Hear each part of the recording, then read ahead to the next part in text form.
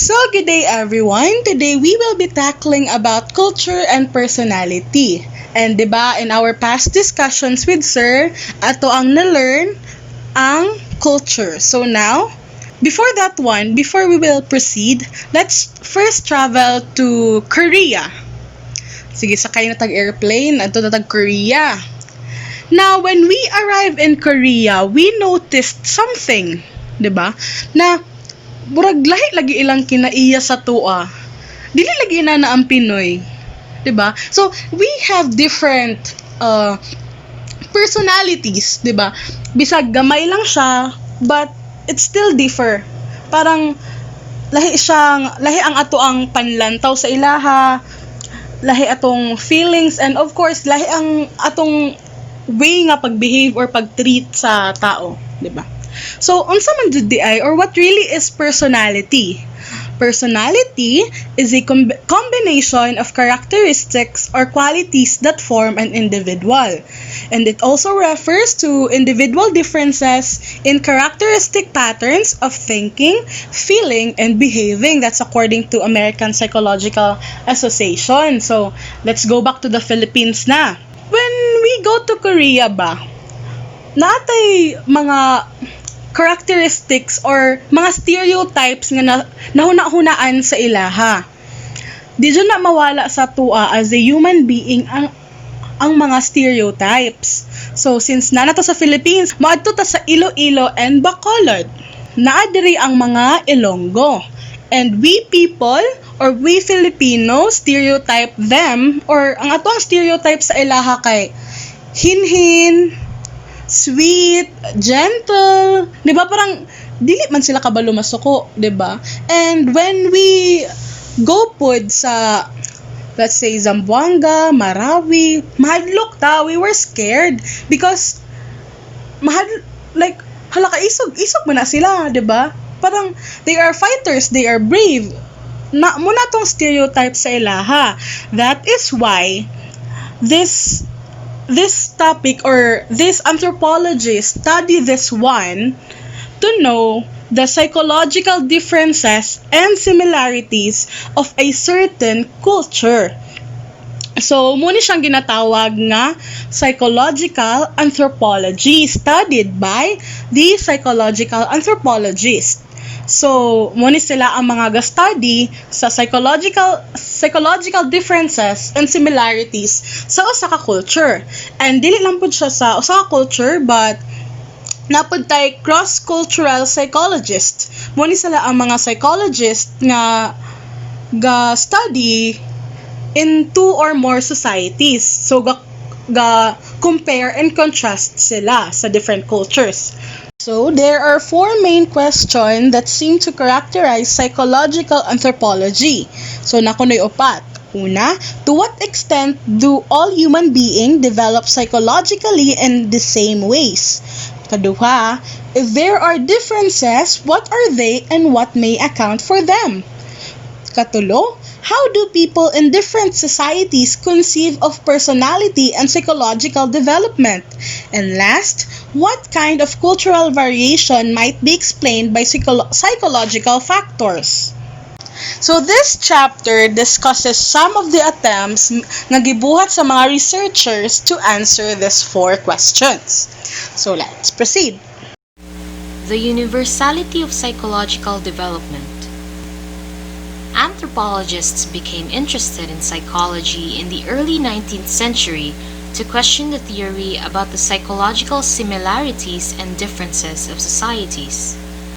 Anthropologist Donald Brown compiled a list of possible human universals in the psychological realm. Regarding ideas about people, we are able to recognize individual faces, discern others' intentions from their nonverbal instances, and imagine what others are thinking. Regarding ideas about emotions, we seem to be able to empathize, facially communicate, and mimic others' emotions. So, under the said topic is the early research on emotional development. Psychologists believe that adolescence was a period of storm and stress because of the physiological changes during puberty. So in the mid-20s, Margaret Mead went to American Samoa to interview Samoan adolescent girls about the said theory. However, the girls showed little evidence of emotional upheaval and rebelliousness, which led her to doubt the idea. Meanwhile, another anthropologist, Bronislaw Malinowski, questioned the universality about emotional development, specifically Freud's theory called the Oedipus complex. So si Malinowski, ni-disagree siya sa theory ni Freud tungod siyang fieldwork sa isa ka matrilineal society dito sa Trobriand Islands. So according to him, boys in matrilineal societies may feel more hostile towards their mother's brother rather than the father. So whether or not they have been correct, the theory still remained debatable within the subject. So the next part under the same topic is about the research on cognitive development. Psychologist Jean Piaget's theory of cognitive development explains how a child constructs a mental model of the world.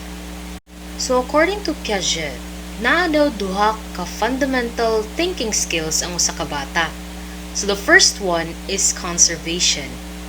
It is a logical thinking ability that allows a person to determine that a certain quantity will remain the same despite adjustment of the container, shape, or size. Ang ikaduha kay reversibility. It is the ability to recognize that numbers or objects can be changed and return to their original condition. So Piaget's theory of cognitive development involves 4 stages. So the first one is sensory motor. It focuses on object permanence and develops from birth to 24 months old. The second one is pre-operational. It focuses on symbolic thought and develops from 2 to 7 years old. The third one is concrete operational. It focuses on operational thought and develops from 7 to 11 years old. The last stage of this theory is formal operational.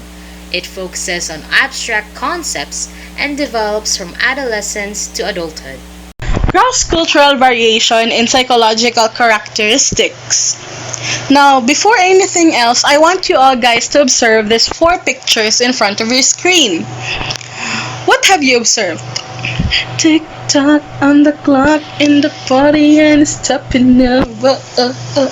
Charot. So these 4 pictures, these 2 pictures on this side are babies nga naa sa crib, while the other 2 pictures are picture of babies nga ginakuptan or ginagunitan by someone or maybe it's their parents. This is a perfect example of pagbantay sa bata or pagpadako sa bata in different societies, 'di ba? Usually in US, we can notice nga the babies nara jud sa sakuna or nasa sa stroller, while in other places such as China or here in the Philippines, we can see that babies are held by their parents or by someone. Dili jud buy-an ang baby sa parents. So this is an example of cross-cultural variation. Cross-cultural variation in terms of child rearing of different societies. So na-explain naman ako. Now let's go back to Iloilo and Zamboanga. So, di ba naa sila'y lahi-lahi na stereotypes? Let's go to Iloilo. Ang pagpadako nila sa ilahang mga baby is different from pagpadako po sa mga baby in Zamboanga. For example, in Iloilo, ang mga baby were thought to be mahinhin, sweet, di ba? And then, since the baby can observe na ang ilahang mga elders are also sweet and mahinhin, they can get that personality or ma-adapt na nila sa ilahang self when they grow up. And then, Also in Zamboanga, if their parents will teach them how to be strong or how to fight, when they grew up, their characteristic or their personality will be just like what their parents taught them. So, different societies with different customs of child rearing produces different kinds of people. An individual's uniqueness is derived from his or her distinctive genetic endowment and life experiences. Thus, one personality will be at least somewhat different from another within the same culture. And now, since culture is not static, personality characteristic is not also static. So this too, the culture and personality characteristics are changing over time. So they are dynamic. Child rearing explanation. The term child rearing refers to the process used to bring up a child from birth through adulthood. Socialization. It is a term used by both anthropologists and psychologists to describe the development through the influence of parents and other people. So, parents and other people often try to socialize children directly by rewarding certain behaviors and ignoring or punishing other behaviors.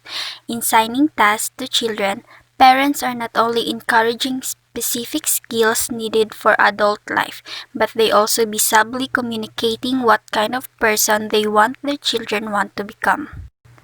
Parental acceptance and rejection. In a classic study of personality, Cora Du Bois spent almost 18 months on the island of Alor in eastern Indonesia studying the native Alors to understand the Alor's personality. Alor's personality emerged from many sides investigates suspicious and antagonistic, prone to violent, emotional, and often jealous outbursts. They tended to be uninterested in the world around them, slovenly in workmanship, and indifferent to goals, turning to the possible casual influences. Du Bois and her co-researcher focused on the experiences of the Alor's infant, particularly time gaps between breastfeeding in feeding terms. The infant experiences oral frustration and resultant anxiety. At the same time, the baby suffers switches in attention, from loving and petting to neglect and bad-tempered rejection.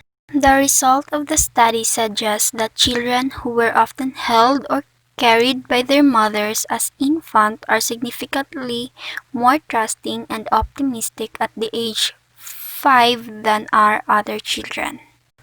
Holding by the mother was important, but trust was even greater if the baby had been held by a large number of other people. Ronald Ronner and his colleagues did extensive work on the effects of parental acceptance and rejection on children after infancy. Ronner found that children tend to be hostile and aggressive when they are neglected and not treated affectionately by their parents, in addition to finding the world more unfriendly and hostile. Task assignment. In contrast, in some societies known to anthropology, young children, even 3 and 4 years old, are expected to help prepare food, care for animals, and carry water and firewood, as well as clean. We now have evidence from more than 10 cultures that children who regularly babysit are more nurturant than is offer more help and support to others than are other children, even when they are not babysitting. Different research teams observed children behavior in Kenya, Mexico, India, the Philippines, Okinawa, and the United States. One possibility is that children learn certain behaviors during performance of the task, and these behaviors become habitual. For example, a responsible babysitter is supposed to offer help. We might therefore expect that a child who is assigned babysitting would learn for him or herself that comforting a baby brings its own reward.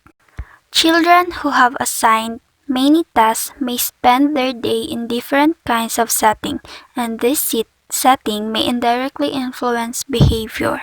Some of the results of the Six Cultures project suggest that the children tend to be more aggressive the more they associate with other children of the same age. Schooling. What influence does school have on children's social behavior and on how they think as measured by tests? To investigate the effect of schooling, researchers have compared children or adults who have not gone to school with those who have. All of this research have done in societies that do not have compulsory schooling. We could not compare the schooled with the unschooled. We know relatively little about the influence of school on social behavior. In contrast, we know more about how schooling influences performance on cognitive tests. For example, non-schooled individuals in Western societies are not as likely as schooled individuals to perceive depth in two-dimensional pictures, do not perform as well as on tests of memory, are not likely to classify items in certain ways, and do not display evidence of formal operational thinking. After all, children who grow up in this society not only get older each year, they also go 1 year further in school or just places to learn a particular curriculum. Children learn to interact with one another and with adults who are not parents and family. Therefore, we might expect that schools not only shape cognitive but also convey important cultural attitudes, values, and appropriate ways of behaving toward others. General cultural themes as explanation. Many of the aspects of socialization discussed are fairly specific, and many of these specific aspects may have important effects on how a person grows up psychologically, but children may also be influenced by more general themes or ideas prevalent in the culture.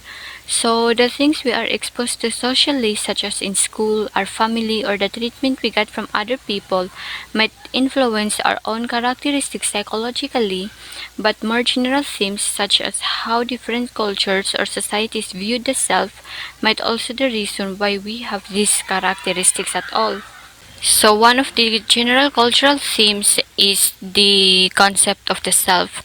Anthropologists have begun to study in different cultural ideas of personhood or the concept of the self, and many have concluded that the concept of the self in many non-Western societies is quite different from the Western conception. Since every individual grew up in different societies and exposed in different cultures, our own conception of the self varies too. Like the Western and non-Western society, they have different culture, and because they have different cultures, their conception about the self differs.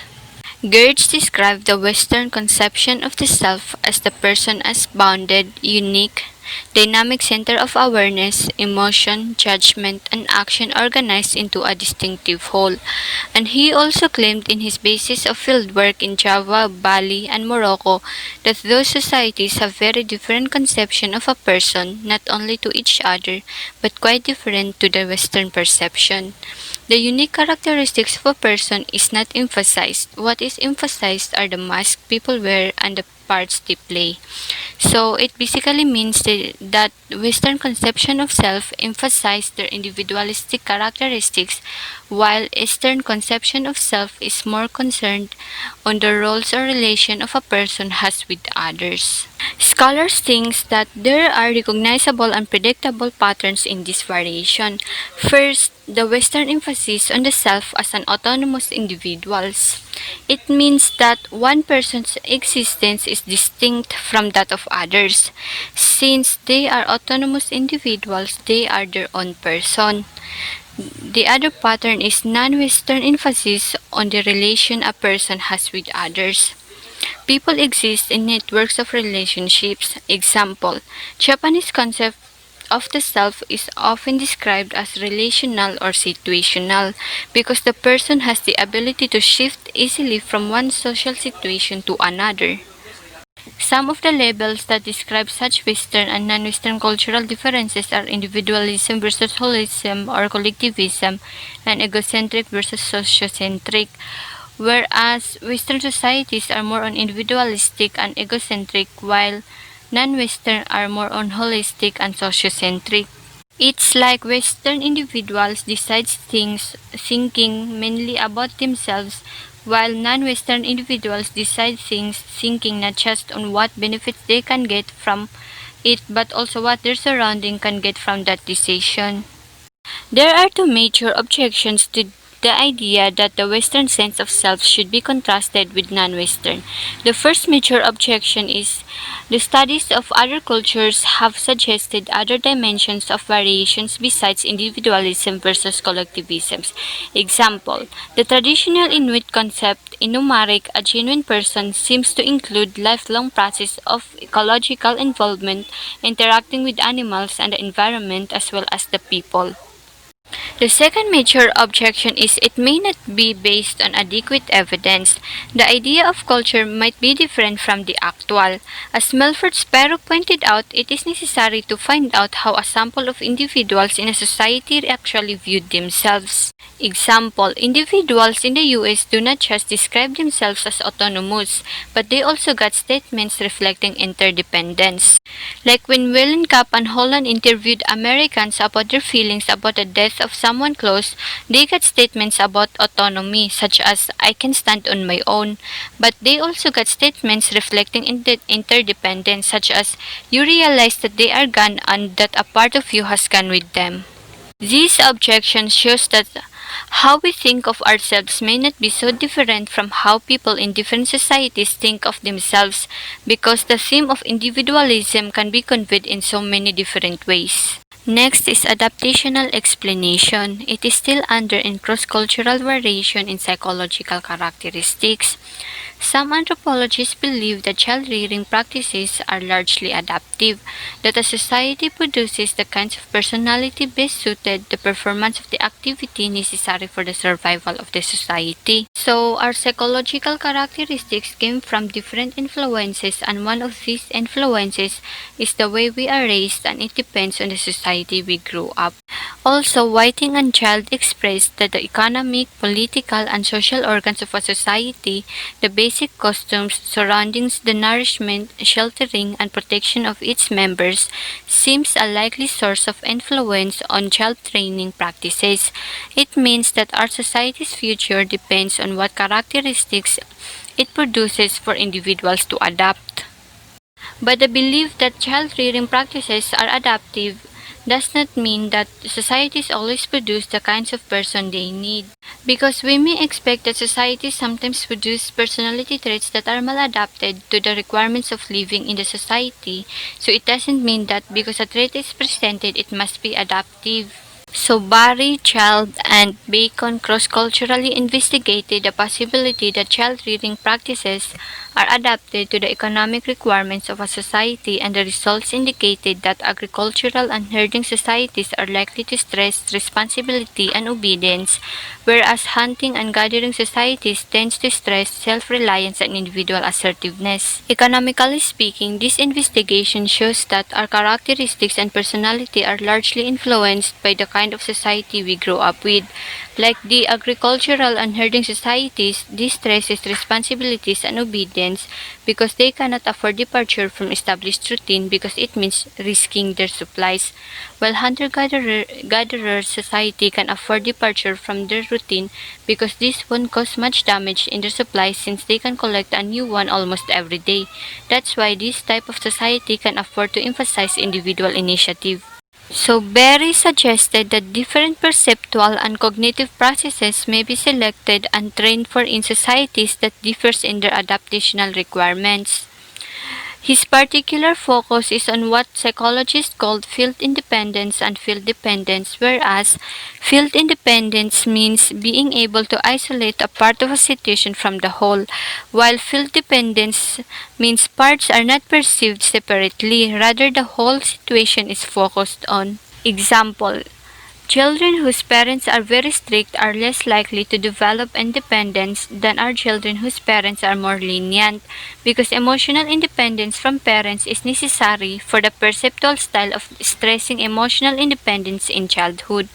Other example is the investigation of gender differences in the United States and other but not all cultures where girls are more likely stresses feel independence because they are encouraged to be more obedient and responsible, while boys are likely to stress feel independence because they are self-reliant. Potential genetic and physiological influences. Researchers have inferred that genetic and physiological differences in populations causes differences in personality characteristics. As to Daniel Friedman's explanation of babies' behavior, he observes newborn babies from different ethnic groups and has found difference in temperament, and so he viewed babies' genetically set behavior can lead to ethnic differences in adult personality and caretaking. He also compared European American and Chinese babies, where European American babies cried easily, is hard to comfort and fought experimental procedures, while Chinese babies were calmer and more adaptable. Similar to the Chinese babies, Navajo babies shows even more calmness.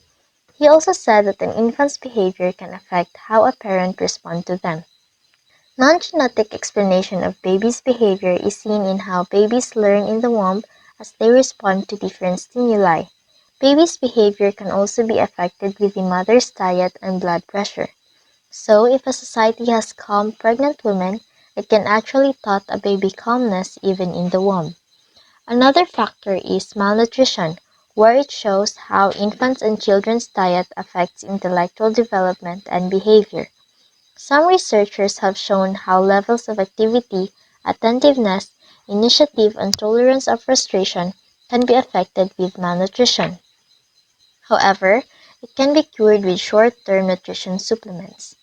This clearly shows that malnutrition is not just a problem of nutrition. One example also is how caretakers interact with malnourished children as they show less activity. Malnourished children slowly withdraw themselves from interaction. Physiological differences in populations can also cause personality differences in adulthood. Ralph Bolton has conducted a research for the high levels of aggression recorded in the village of Cuya at Peru, which tends to be a cause of hypoglycemia. Hypoglycemia, however, can be alleviated with a change of diet. New perspectives on gender. The question is, do women have a different morality? Children develop a sense of self that distinguishes themselves from others as they mature. What is this sense of self? According to Carol Gilligan, women develop a sense of themselves that involves social interaction and connectedness than men. They also have a different morality, which considers feelings and preservation of relationships. Men, on the other hand, are likely to emphasize rules or principles. Some studies interviewed males and females about their statements of themselves and give solution to moral dilemmas. Responses are coded for the degree to which the self is defined as autonomous or as connected, and the degree to which moral dilemmas are expressed in justice or care terms. Regardless of gender, most stated themselves as connected and autonomous, and expressed justice and care. The research concluded that differences in genders in a culture is only in tendency and not in different approach of morality. David Stimson and his colleagues' research has found that women are more concerned with affection, compassion, and sensitivity, which supported Carol Gilligan's views, but this research did not ask for responses to moral dilemmas. All we can conclude is that different cultures have different notions of the self and morality. So, in continuations of possible genetic and physiological influences, we have this normal versus normal behavior. So, we all know when it comes to psychology, it deals with behavior of a being. And when we speak about behavior or psychology, normal, dirang behavior sa normal na tao atong i-consider. We also consider the behavior of those people that are considered abnormal in the society. So si Ruth Benedict in her article, Anthropology and the Abnormal. So, actually gisulat sa una na astang kataas or essay or book, I can't remember. So, according to Ruth Benedict, we have to consider also those behavior that are considered abnormal. As she said, abnormality is relative. And then, behavior that is considered appropriate and normal in one society can be considered abnormal in another. So, yeah, we all know na in different cultures, naging mga lahi-lahi na mga behaviors. In each culture na ay standards of what is right or what is wrong. So, na yung mga behaviors sa isa ka culture na considered appropriate, na po'y uban na cultures na kato na behavior kay abnormal to. So, according to her, so, iyang punto ra gyud dito kay the concept of normality and abnormality is only culturally dependent. And when it comes to psychology, as I said, na it all boils down to behavior. And psychology also considers your mental state. In different cultures, we perceive things differently. So, when we perceive things differently, so lahi-lahi kitag mga behavior. So, naging mga challenges na kung mag-study about sa mental health or kung mag-understand about mental health. So, ako nang siyang nakita sa YouTube, TED Talk siya. Natanaw ko. So, yung inandid to ni Juliet na some of the challenges related to doing mental health because culturally different belief systems about what causes mental problems and issue of presentation. So this is just some challenges.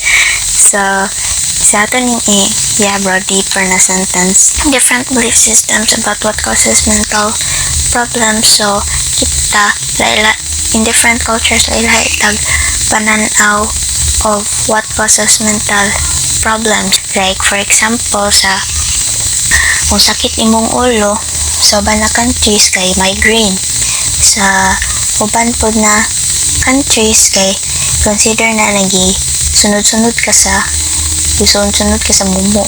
Typically, brown people like us Filipinos, brown people are considered na dili kayo mo tuo when it comes to mental illness. Labi na ang mga generations before us. Kaya lang pagtuo, kanang giagian ka rin is just part of life. And kining issue of presentation kay lahi-lahi tag of perception when it comes to pain. So, ang considered painful sa atoa kay basin dili kayo painful sa uban countries, or ang paglantaw nato na nagsakit na yun siya, naghilanat kay basin para sa uban kay hago ra na. So most people na nag-study of mental illness kay they really heavily considered about culture, like as I said before na in different cultures lahi-lahi atong perception when it comes to pain, or lahi-lahi atong perception when it comes to what causes the mental illness. So we need to consider the cultural background. As much as there are similarities and differences in normal behavior across cultures, there are also similarities and differences in abnormal behavior across cultures. Psychological explanations of cultural variations. So, as discussed sa mga past reporters, kay what are the causes of psychological differences between cultural society. So, ano kalay-lay ang behavior sa isa ka society from another. So, ang gidiscuss diri kay we can understand the behavior of a person if we understand his or her culture. But this is not the only application kung mag-connect ka og psychology and culture. Dili ra. In understanding psychology, you need to understand their culture. So you can also do vice versa. You can also understand a culture when you learn more about their psychology or their behavior. So naidwa diri ka punto. So this first point, psychological characteristics may help us understand certain aspects of cultural variation. So we can understand a specific aspect of culture, like for example religion, family, values, language, symbols, etc. We can understand those when we understand more about their behavior. And also this second point, psychological factors may also help us understand the statistical association between some aspects of culture. So, meaning, we can understand the connection between the aspects of culture through psychology. Like, yun sa pag-influence sa religion ng family, yun sa pag-affect sa language ang religion, yun sa pag-shape sa religion ang language sa isa ka society, mga So, this gi-explain ni further ni Abraham Gardiner. He originally suggested that cultural patterns influence personality development through child training, and the resulting personality characteristics in turn influence the culture. So, in short, a culture results to a personality, and a personality results to another culture. Morgana. So, ako na-explain further on niya. Basic personality structure, just think of it na in every society, lahi-lahi gitag personality. Or imagine a society or culture. Ang mga tao nagapuyuan na nga society, pareha sila og experiences. And the people within that society will have different reactions ato nga experience. Different reactions arise, therefore, nailahi-lahi nga personalities nga naa sa usa ka culture. In short, basic personality structure is just a collection of personality traits in a society. Next, he divided culture into two, primary institutions and secondary institutions. Primary institutions, this generated the BPS. So, and also, they are more older, more stable, and the culture are more traditional. So, for example, technology, economic, child rearing practices, family organization, and subsistence techniques. And another, secondary institutions, these are the expressions of BPS. So, for example, any secondary institution is religion, ritual, folklore, mythology, taboos, and art. In short, primary institutions generated the BPS while the secondary institutions expresses BPS. So, on structure, una, you adapt the primary institutions. Then, when you adapt those sa primary institutions, na kay personality na ma-generate. And then, when you have that personality, ma-express din na nimo to secondary institutions. So, for example, before, when we are colonized by the Spaniards, primary institutions na una kay Spaniards are superior and we Filipinos must follow them. And then, tungod din, that is a culture. Culture na to before na magsunod yun sa Spaniards. But because of that, makaproduce din ta personality kita na mga Filipinos as makakuan din ta ma-nationalistic, ma-patriotic. And because of that personality sa itong pagka-nationalistic, sa itong pagka-patriotic, na-produce din ang secondary institutions. Like for example, tungkol sa pagka-nationalistic ni Jose Rizal na produce din yung secondary institution na yung Litanghere or El Filibusterismo or sa Ato karon, itong secondary institution kay magstaghan kitag holidays na related sa atong heroes na ay Bonifacio Day, na ay Rizal Day, na ay National Heroes Day, etc. So in short, again, according to Gardiner, a culture or primary institutions produces personality, and that personality produces another culture. And diba, as I mentioned before, we have different reactions to an experience. Pusa na ay lahi-lahi nga personalities na naa sa usa ka society. So Gardiner concluded that in diversity of personality types within a culture, complex ang ilang social and political aspects.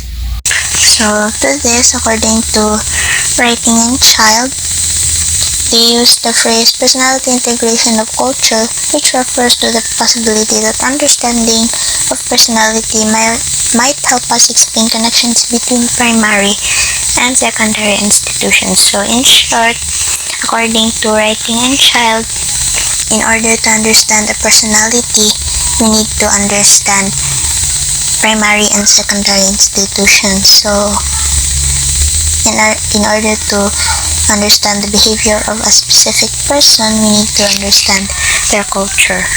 So thank you.